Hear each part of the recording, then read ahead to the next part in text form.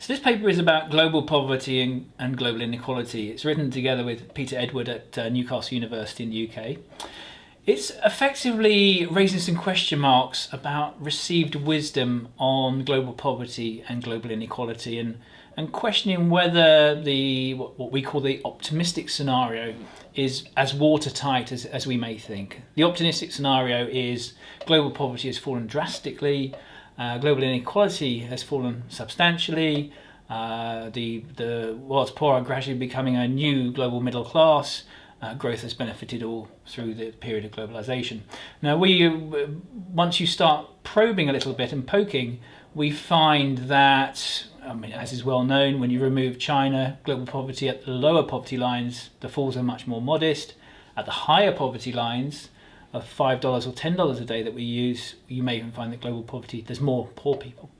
Similarly with global inequality, if global inequality has fallen, certainly if you include China, but once you pull out China, the fall is much more modest. And actually, if you look at national inequality, which is what we argue matters, because the social contract is at a national level between governments and citizens, national inequality has barely changed. It's gone up in some countries substantially, it's fallen in others. So I think those are the main messages. And why is this paper relevant now? Well, there's been a lot of talk in the media around the new World Bank figures on global poverty. The World Bank has updated the poverty line to $1.90, which we think is too low. We think $2.50 would be the minimum for us. We would take the average poverty line of all developing countries, or the average poverty line of all countries would take you to $5 a day.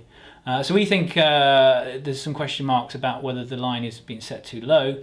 But also there's been a sort of sense that, you can see in the media the World Bank's reports have been interpreted that there's less than 1 in 10 poor people in the world. And we think actually when you start probing this narrative, things are a bit more questionable, and perhaps we ought to be a bit more modest and a bit more realistic. There are many more poor people than 10%. And what's the intended audience? Who should read this paper? Everyone should read my paper.